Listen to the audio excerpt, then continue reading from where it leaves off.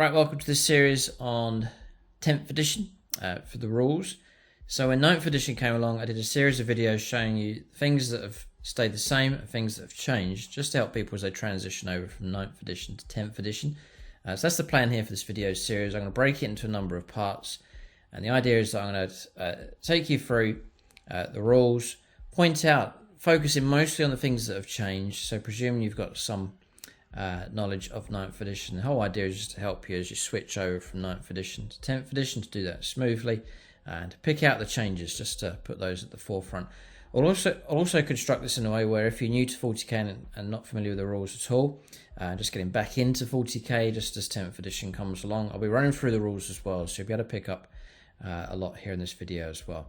But the main focus is going to be the transition, so what has changed and what has stayed the same here with this rules set. I would also encourage you to check out the comment section. If I've missed something or got something wrong, people pick that up in the comments, and indeed if you see something that's not correct here in the video, then do leave that in the comment section below, so that I help everybody out. You can just clarify and check things. If you've got a question, then leave that in the comment section as well. For Discount 40k, check out the sponsor, the Outpost.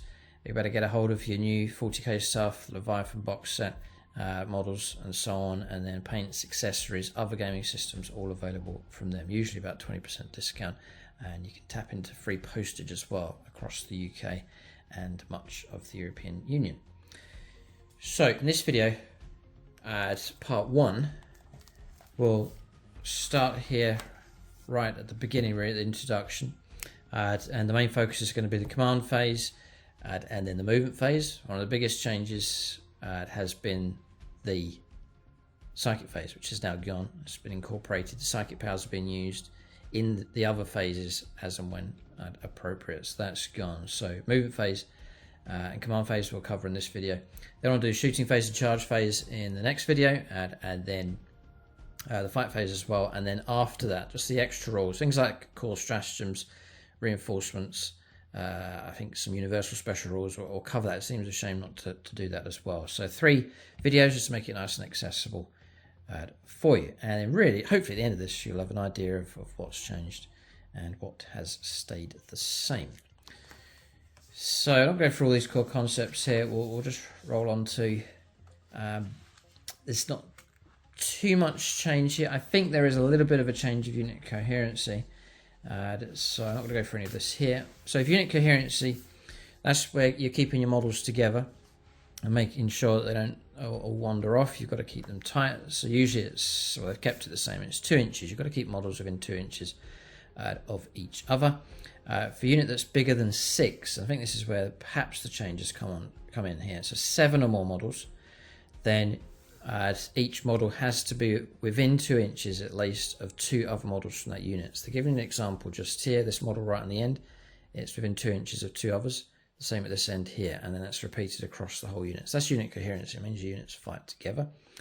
I think it's changed, and it used to be 1 to 5 models, or 2 to 5 models you had to keep your coherency, but now it's 2 to 6 models. So if you've got a smaller unit, 2 to 6 models, then you just need 1 model within 2 inches of another. So there's a little bit more flexibility with the smaller sized unit. But it's a slight change there if it is indeed a change from 2 to 5 models to 2 to 6 for the smaller units for their coherence. It's just that to point out, but other than that's remained the same. Engagement range now, Games Workshop with 9th edition brought out, and this is just for your own reference here. You have your explanation of a rule, and then they have these little summary boxes which summarize it really well, so you can go to that in the middle of a game and just catch the summary instead of reading through the whole thing, which is a really good idea. And that's what I'm going to mostly focus on here in this video. So engagement range is 1 inch horizontally. So engagement range is your fighting range, so 1 inch horizontally within range of enemy models, and then 5 inches up vertically if you're fighting like upstairs or on different levels. Models cannot be set up or end a normal move, advanced move, or fallback move in engagement range of enemy models. So you do that in the charge phase and do it that way. You can't place them within engagement range. That hasn't changed. Then they've got a chart here. It's just determining visibility, and they're clarifying what's visible and what's not. So if any part of a model can be seen, it's visible. So yes, he's behind the piping here, but any part of the model can be seen, so he counts as being visible. And then if you have, and then that's models, and then for units, you've got unit of 5, 4 of them are obscured, one's in the open, the unit counts as being visible. And then to be fully visible, there just must be nothing, absolutely nothing in between line of sight and the model, and the same for the unit. The whole unit must be fully visible to count as fully visible. So they've got a nice clear chart there just to explain that to you. So talk about dice and rolling D3, like 1 and 2 counts as a 1, 3 to 4 counts as 2, it hasn't changed. I'll read this bit on rerolls, I don't think it's changed here. So unmodified dice, the result after rerolls before any modifiers, and then a dice can never be rerolled more than once. As usual, you must reroll all dice if several need adding together. So like a damage result, for example. Reroll the damage roll, you can't pick one of the dice, you have to reroll both. Rerolls are applied before any modifiers kick in. So, just some clarifications, not too much of a change going on. So in the battle round now, so that's the structure of your turn. So it's your turn, the opponent's turn, you work your way through these 5 steps. So command phase, movement phase, and then what's changed is psychic phase is gone.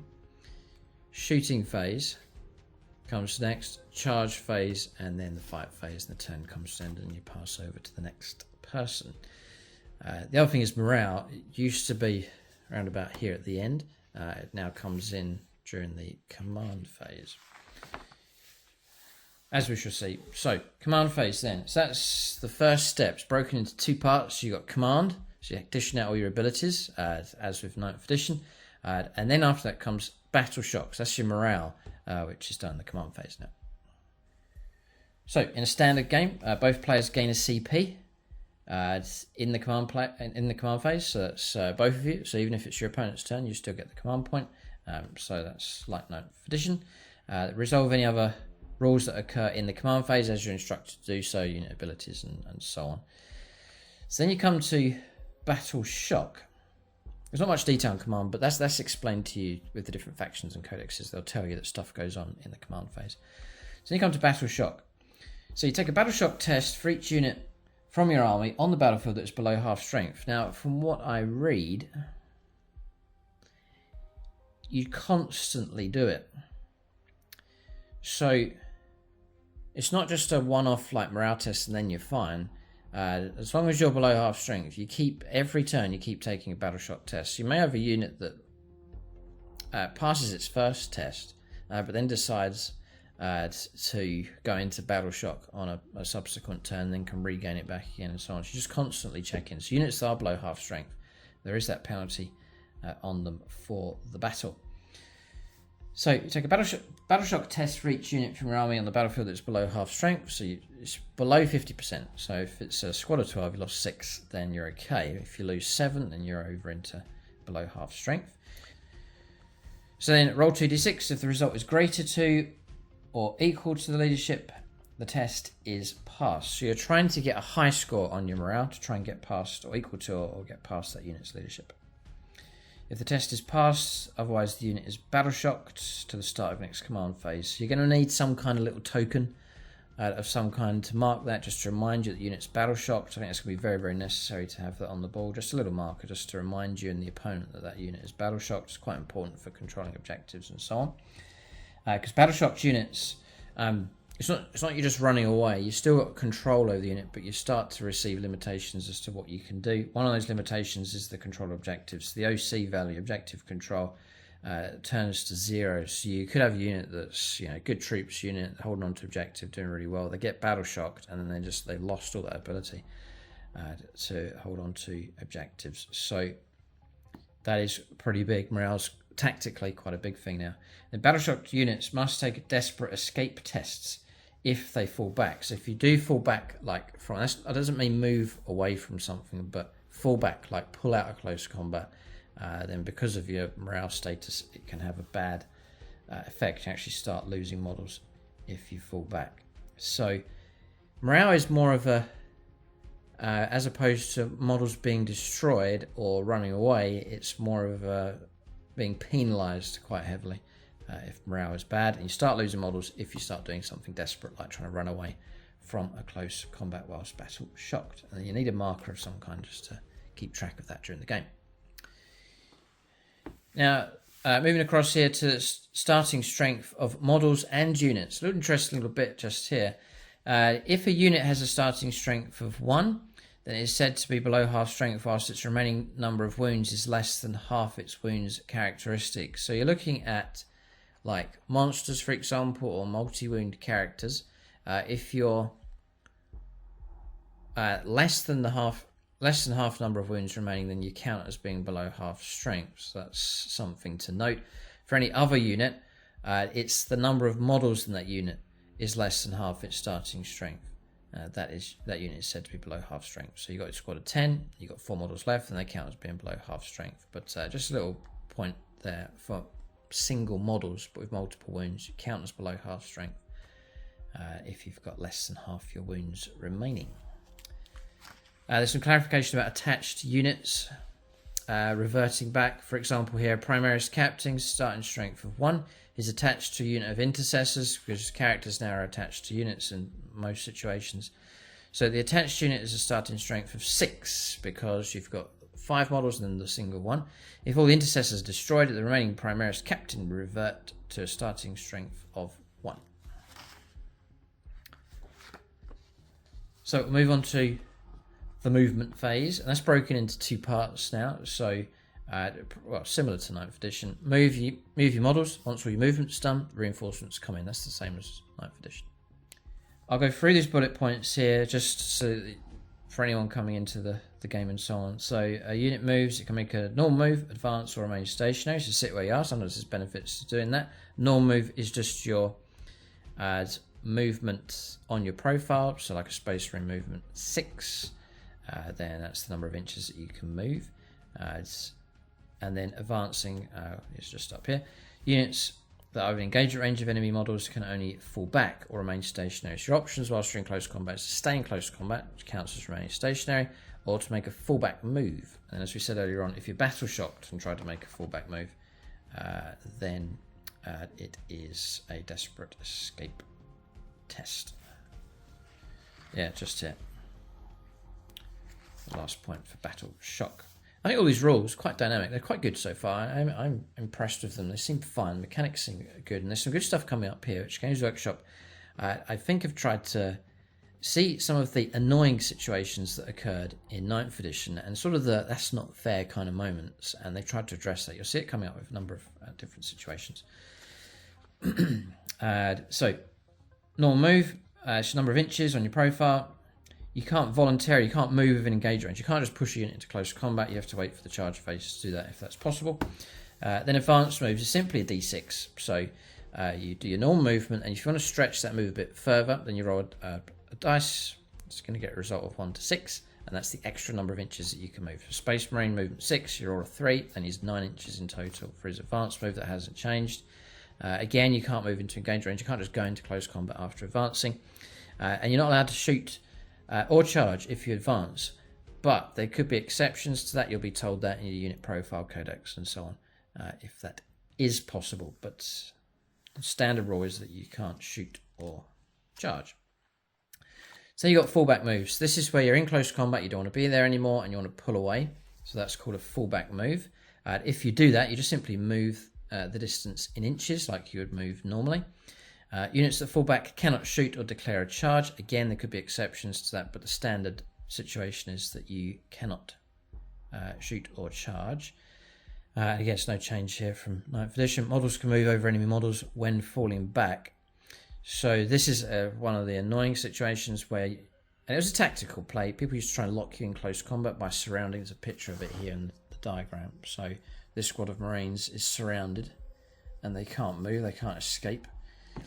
But there's a provision now in the rules where you can. So models can move over enemy models when falling back. So you don't have to have the keyword, you can just pass through them. You try and escape, sort of barge your way out of close combat or out of trouble. But you must take desperate escape tests for them before they do so, excluding models that are titanic or can fly. So you can fall back and jump out of trouble without having to do that if you have the fly keyword. So jump infantry, for example, just jump out of trouble and jump over stuff. But if you're on foot, you've got to take a desperate escape test. So the desperate escape test is here. You roll 1d6 and a 1 to 2. One model from the unit is destroyed. So model slain and removed from play. It's a 33% chance. So it is a desperate escape, but at least it gives you the option where, yes, you are surrounded, you could try and push your way through. I think it's a pretty good move. It can get you out of trouble in a desperate situation. It stops the opponent from completely pinning you down. So, well,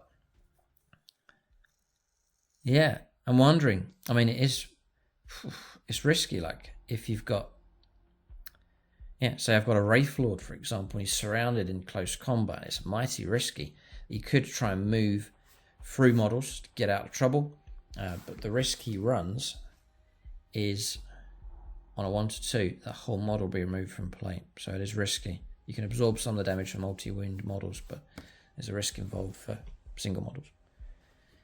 And then here, if a battle shocked unit is selected to fall back, you take a desperate escape test.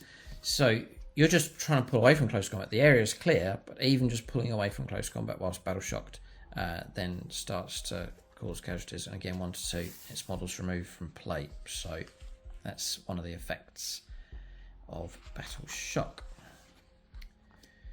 So then there is some slight adjustments here for moving over terrain. So models can move freely over terrain features of 2 inches or less in height. So they give you an example here. This von Ryan's Leaper, there's a pipe in front of it.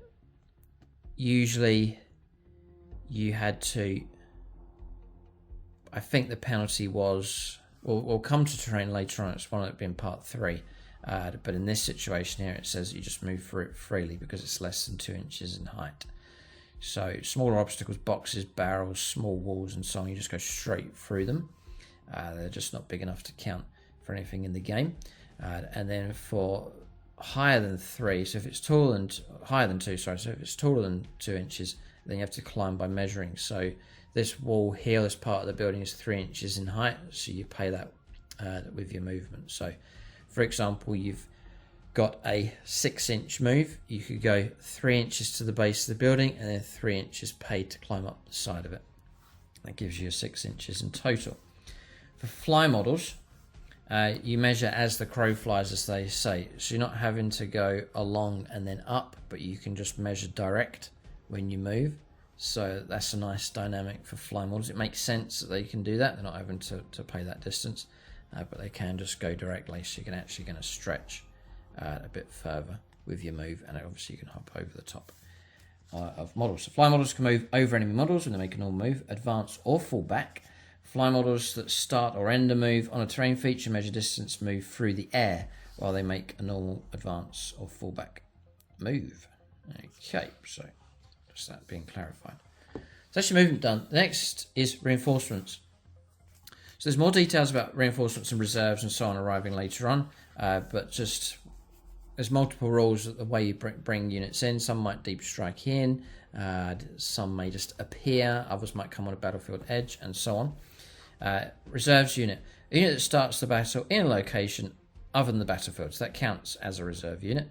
Always count as having made a normal move in the turn in which they're set up on the battlefield, so you can't count as remaining stationary, for example. You count as having moved, so that's going to affect like some weapons, for example. Any specified distance from enemy models applies to horizontal distance, so that's like you have to stay 9 inches away from enemy models. That's going to count along the ground and also going up as well. And any reserves unit not set up on the battlefield by the end of the battle is counts as destroyed. So that's all pretty much remain the same.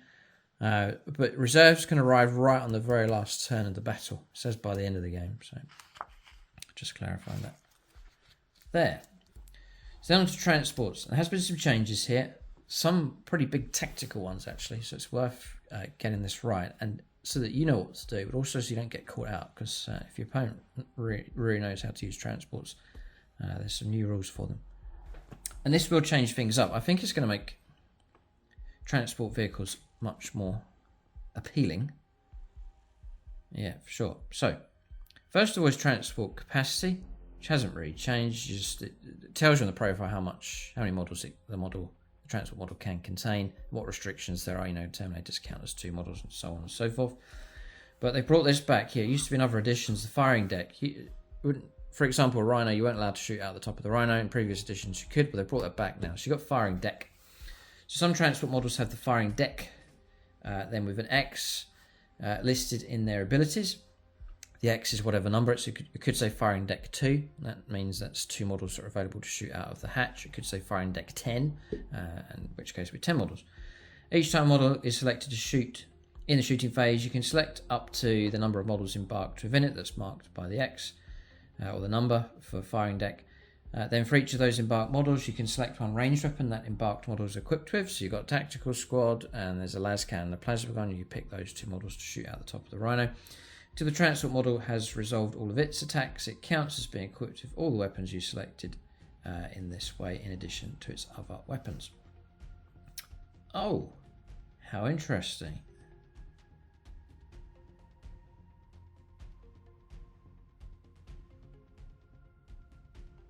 Yeah.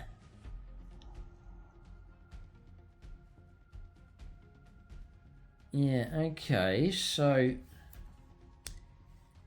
it seems that correct me if I'm wrong, but from what I'm seeing here is that the firing models, it's actually done as part of the shooting for the transport vehicles. You say, right, I've got a Rhino here, I'm going to fire my Stormbolter across here. I'm going to fire the las cannon from the embarked squad over here and the plasma gun at this target across here. So it's all lumped together with the firepower coming from the transport vehicle. Yeah, firing deck, then whatever the number. Each time as transport shoots, select on weapon for up to the number of models embarked within it that's permitted. This transport counts has been equipped with those weapons as well. Yeah. So I'm wondering how that affects like ballistic skill. You know, you got a squad in there that hits on 2s. The tank hits on 3s, you know what happens. But it says here it's the transport vehicles equipped with that weapon. So then embarking and disembarking, this is where some significant stuff has happened. So a unit can embark within a friendly transport if all of its models end a normal, advance or fallback move within 3 inches of that transport. I don't think that's changed, so you're just trying to get to that transport, get all the models within range, and then you can embark within it. Unit cannot embark and disembark in the same phase. And then disembarking. Units that start your movement phase embarked within a transport can disembark this phase, provided their transport has not advanced or fallen back. But it doesn't say move. So now, this is the big change, is you can make a move with a transport vehicle and then disembark with your models. And for the game, that is big. It's a big shift and something to really bear in mind tactically, because now vehicles can really push you up the board, disembark, and get some really good like ambush stuff done with them. So that's a big one. So bear in mind, keep that in mind for your own models, that you can do that in your own armies and so on, but keep in mind the opponent can now do that as well. If unit disembarks before its transport moves, it can act normally. So if your vehicles remain stationary, this is the same as 9th edition, and then you disembark, you're free to do whatever. So you could then move out, advance, move out and charge if your transport vehicle hasn't yet moved. If unit disembarks after its transport moves, your transport vehicles move first and then you've disembarked. It cannot move or charge this turn, so you're just going to disembark within 3, and that's all you can do. And you can't even charge, but you can otherwise act normally, such as shooting. So really good for shooting ambushes taking place. It's Tau, for example, inside Devilfish now. The Devilfish can move and then disembark your Fire Warriors and shoot with them. So there's a nice bit of ambush capability going on now with transport vehicles, and that's going to make them much more appealing. Disembarking units must be set up wholly within 3 inches of their transport and not within engagement range. Units that disembark this turn cannot remain stationary, so you will count as having moved. You can't count as remaining stationary. There could be exceptions to this. There could be transport vehicles that let you move, disembark and charge, so bear that in mind. And there could be units maybe that will let you after you've disembarked still charge, perhaps. So, but that's the standard rule across there. But the big change is that you're now able to disembark after the vehicle's moved, like great for shooting ambushes and so on. And then the firing deck option as well, that the number of models available there can then count as part of the shooting for the transport vehicle. So for example, a Space Marine Rhino with an open hatch, there's a las cannon and a plasma gun. Well, that's going to really up the firepower ability of that transport vehicle whilst protecting the squad inside. So those two are significant for sure. So then moving across here, if a transport is destroyed, any embarked units must disembark. That's just the same as it's been in 9th. Roll 1d6 for each model that disembarks. For each one, the unit, this is a change, the model's unit suffers a mortal wound. So it's not a destroyed model. You just take a mortal wound for each roll of a 1. So it's not as devastating for multi-wound models. So for example, and I think this is really good because it means that the more tougher and resilient models really are tougher and more resilient when it comes to destroyed transports. Because like a squad of Terminators, for example, squad of 5, you roll 2 1s, you're not actually going to lose any models, you're just going to take a couple of mortal wounds instead of losing 2 whole models. So it's not as devastating for the multi-wound elite type models. So that is a change, significant enough. There's more durability now inside transports for like Terminators and so on. I think it's more realistic and fair. To the start of it, until the start of its controlling player's next command phase, the disembarking unit is battle shocked. Oh, interesting. So immediately suffer morale problems. Oof, ouch. Yeah. God. Leadership's going to be quite important. Yeah. You go down to battle shocked straight away. Which is fair enough. They're clambering out of a destroyed vehicle, so there's got to be some kind of penalties so that you just automatically get that. Interesting. Until the end of the turn, the disembarking unit counts as having made a normal move and cannot declare a charge. Okay. Yeah. So, for example, I think there was times in 9th edition where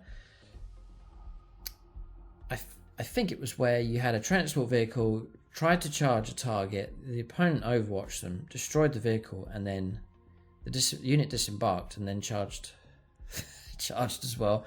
But that stops that. You can't do that. Emergency disembarkation. So units disembarking a destroyed transport that cannot be set up wholly within 3 inches. For whatever reason, you're restricted. Must perform emergency disembarkation. And this is where one of those situations where you've got like it's not fair, bit harsh with the rules, where whole units have been destroyed and so on.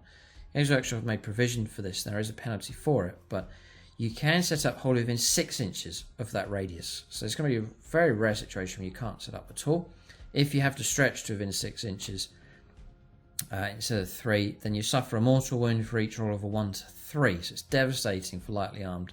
It's devastating for everybody, but for lightly armed units, it's not good at all. And instead of each roll of a 1, any disembarking model that cannot be set up is destroyed. So you are going to lose them, but it's a much more generous spread for disembarkation. Again, it's making it a lot more difficult for wrap and trap, as they called it, where enemy units would wrap around your vehicle and then you're stuck and you lost whole units with that move, which was frustrating. It was like a gotcha moment, but it was annoying for people. But Games Workshop have made provision here that there is opportunity to escape. So I think it's fairer, more dynamic, but not really complex here. It's quite ingenious, really. I think that's all pretty good. So that takes us to the end of the movement phase, and some little clarifications there about transport, some significant changes that we've seen. We'll stop here up to the shooting phase. I'm going to start that off in part 2 of this video. We'll take a good look at shooting, charge phase, and close combat. Movement phase, command phase has been covered. As I said, the psychic phase is gone. If I've got anything wrong here, or you add in some more clarification, then do leave that in the comments section below. And then for discount 40k, including your Leviathan box set, and 40k, other gaming systems, paints, accessories, and so on, then do make use of the Outpost for about 20% off for your hobby stuff. And Outposts are good. They're nice and quick, and they're really good at keeping in touch with you and letting you know how your order's getting on, and so on. If your order's big enough, you can get free postage to the UK and much of the European Union. Keep a lookout for more videos in this series and for more content for 10th edition. Thanks for watching, and tune in next time.